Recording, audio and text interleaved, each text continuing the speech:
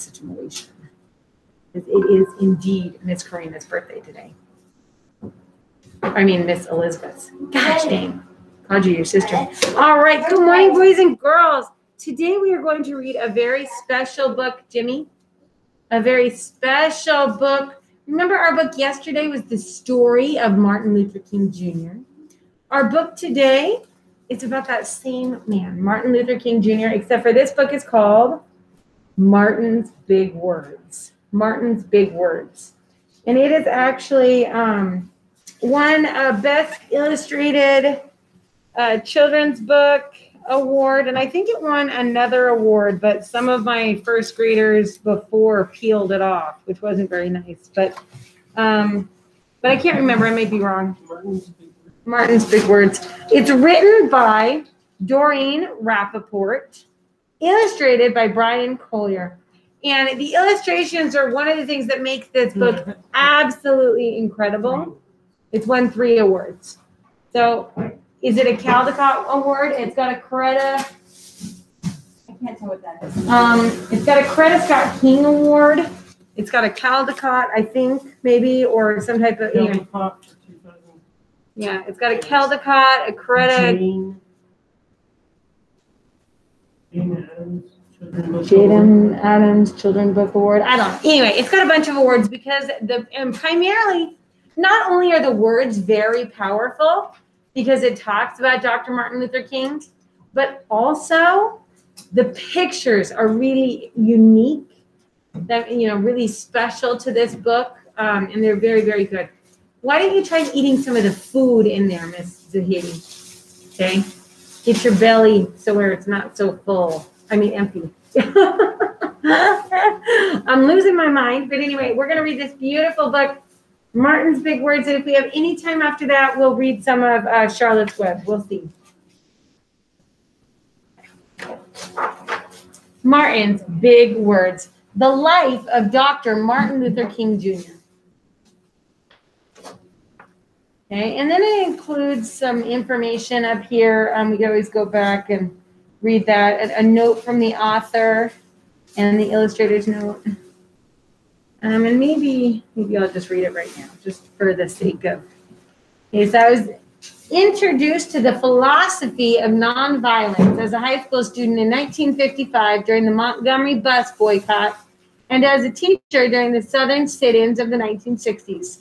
The courage and determination of the Southern Black Americans who confronted violence with nonviolence transformed my life and ideas. I went to the March on Washington in 1963 to support the inspirational movement. I went south to teach in Mississippi Freedom School during the summer of 1965. In Mississippi, I saw firsthand the fragility of being Black in white America. Dr. Martin Luther King Jr. was one of the greatest figures of the civil rights movement. In preparing to write this book, I read biographies of him. I learned that as a child, he was determined to use his big words. I reread his autobiography, speeches, sermon, and articles. I found his big words. They are simple and direct, yet profound and poetic. His words continue to inspire me today. Okay, so Martin Luther King did a lot of non-violent, peaceful protests. So even though people were kind of being really, really not nice to him, put your mask back on if you're going to walk around, okay?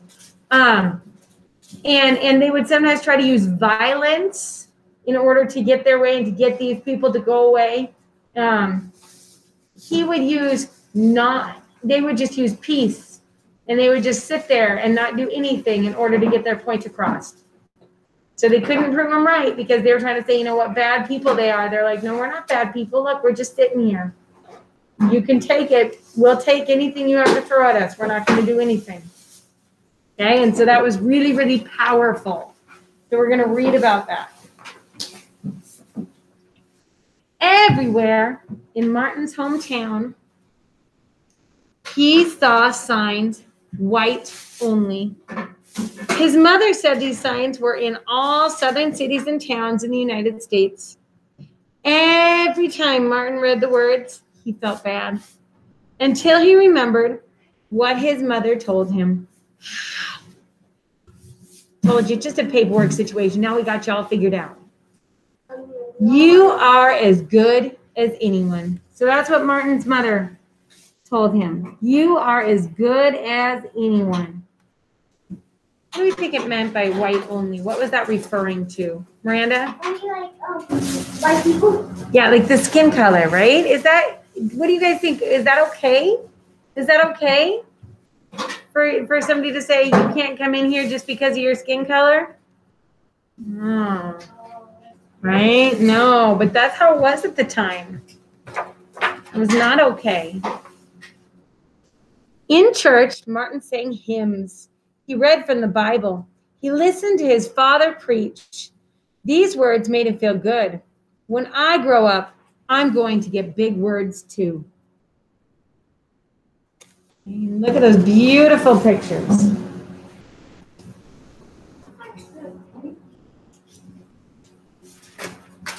If you don't have anything nice to say, don't say it, right? But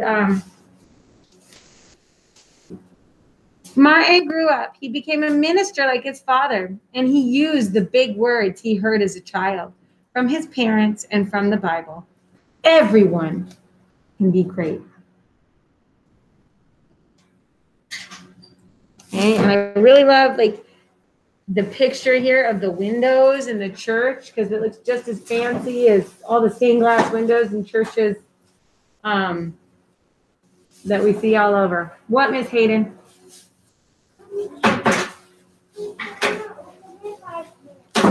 Try whacking it on the edge of the table or on the edge of your desk. Sometimes like whacking the lid, whack it, and then try twisting it will help, okay? All right, put it on the counter, and I'll get you a different carton in a minute, okay? Maybe if you want to go back to that little fridge, Mr. Squatrito will open it for you. You can get one of the cartons that might be easier. Nope, put that on the counter because I got to sanitize that before I switch it. He studied the teachings of Mahatma Gandhi. He learned how the Indian nation won freedom without ever firing a gun. Martin said love when others said hate. Hate cannot drive out hate. Only love can do that. Hayden, honey, go over there.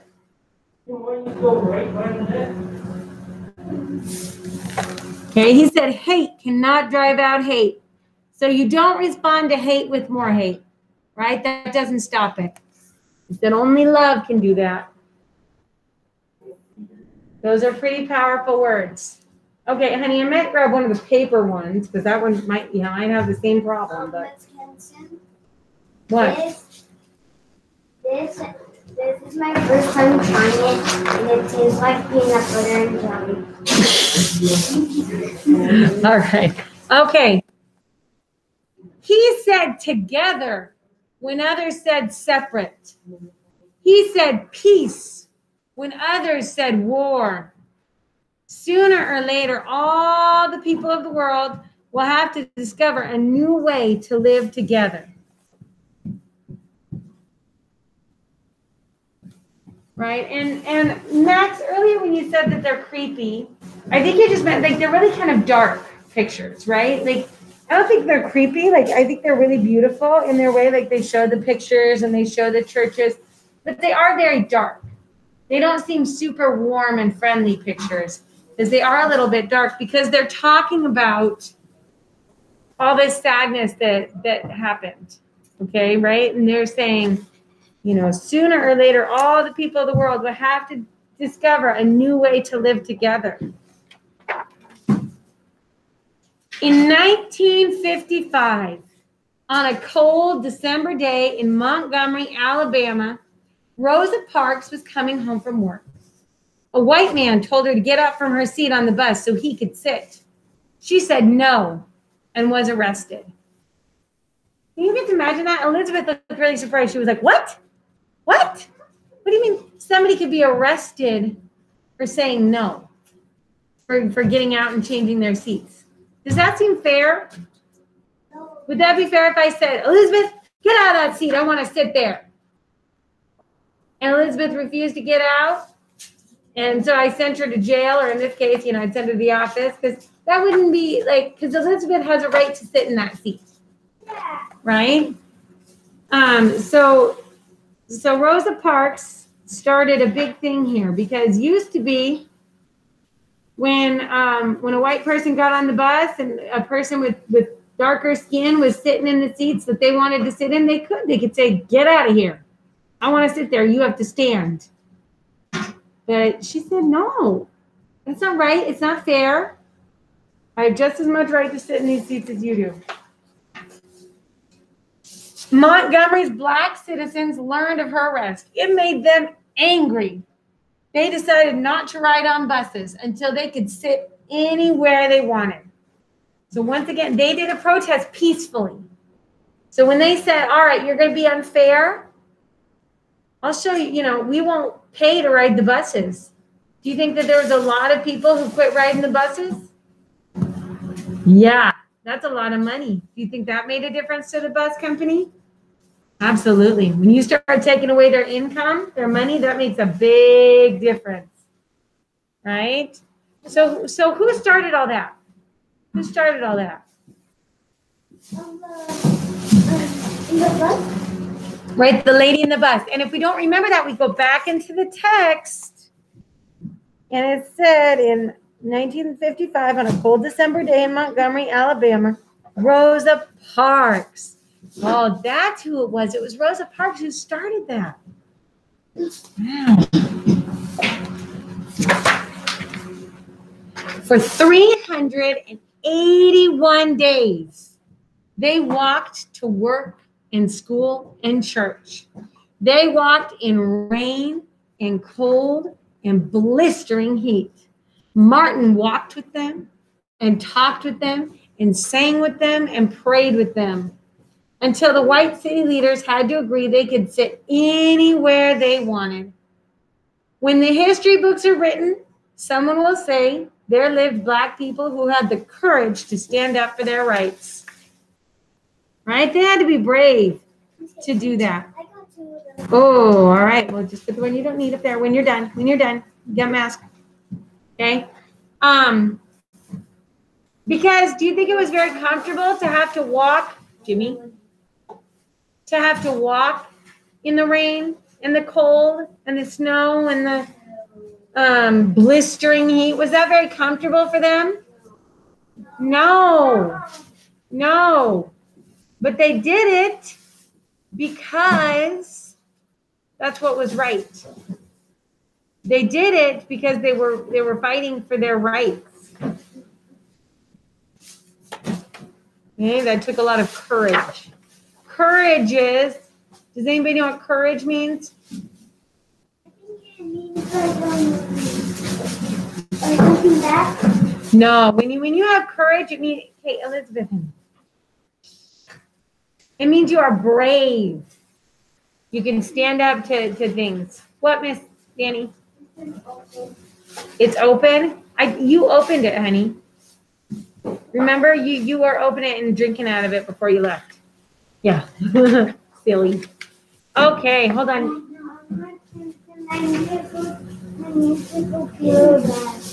How do you ask? Right, and next time, please actually wait for me to call on you. Please don't interrupt. That's not very polite. In the next 10 years, Black Americans all over the South protested for equal rights. Equal meaning the same. Martin walked with them and talked with them, sang with them, and prayed with them.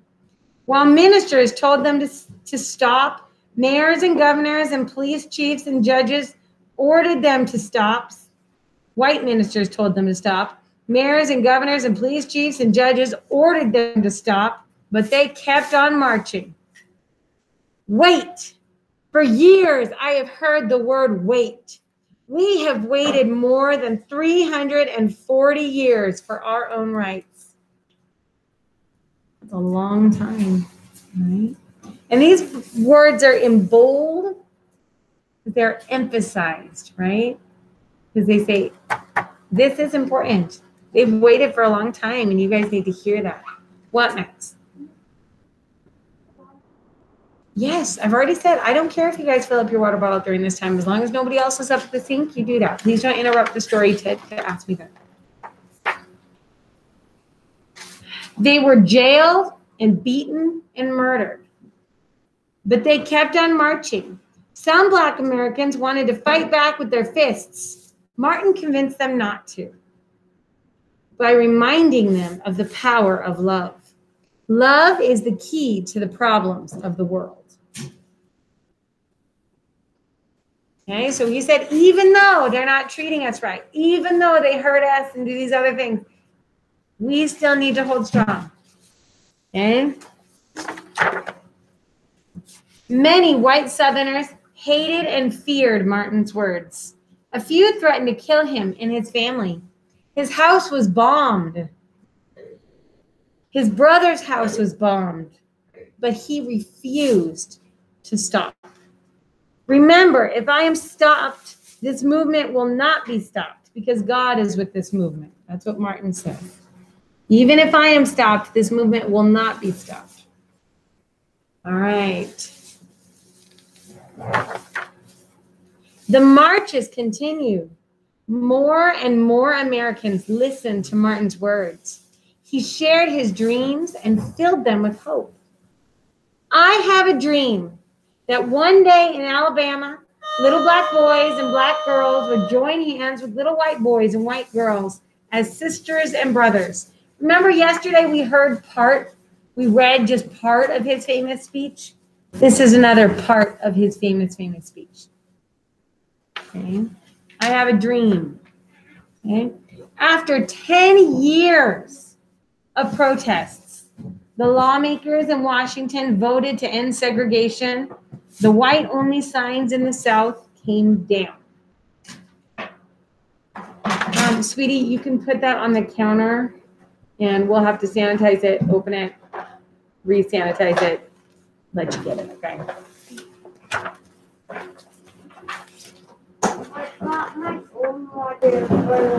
So after 10 years of protesting, that's a long time.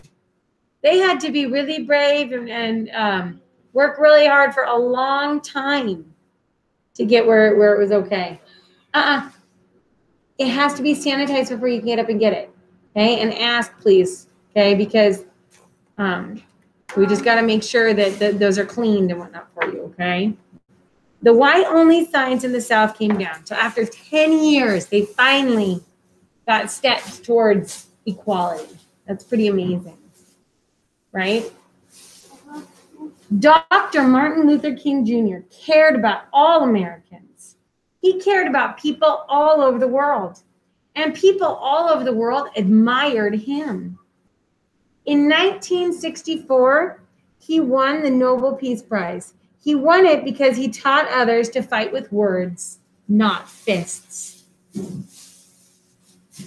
Wow, that Peace Prize, that's a pretty big deal. Listen. What, honey? Our 8th grade are supposed to be in here. In 8th grade. What, honey? What are you doing? Okay. Our 8th grade's allowed in here. Are 8th grades allowed in here? No. Or not? I don't know what you're talking about. Are 8th grades allowed in here? Ashlyn's in 8th grade. Ashlyn's not in 8th grade. She's in 2nd grade. He's 2nd grade, isn't he? She's 2nd grade. She's not He in 8th told grade. me he was 8. Yeah, she's 8 and she's in 8th grade. Jimmy, you're so silly. Oh, she told me she's 8. She's 8 years old. She's not in 8th grade. Okay, we're not gonna talk about that right now. Okay, Martin went wherever people needed help. In April 1968, he went to Memphis, Tennessee. He went to help garbage collectors who were on strike. He walked with them and talked with them and sang with them and prayed with them. On the 2nd day there, he was shot. He died.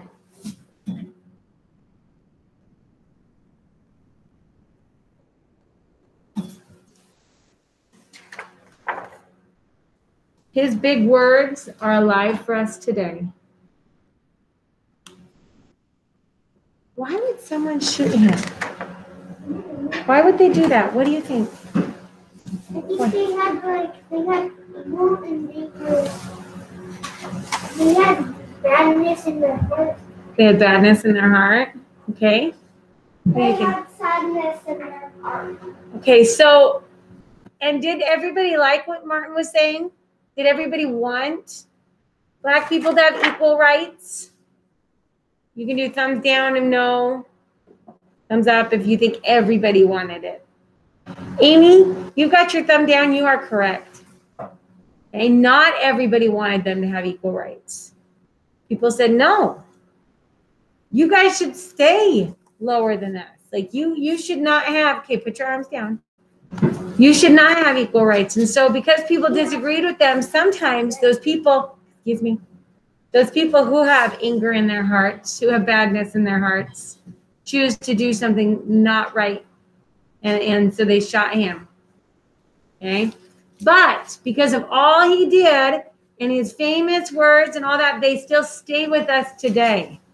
We still, and he made such a big impact on the world that we still remember all of those words, and we talk about him and we listen to his stories because he has a lot to teach us.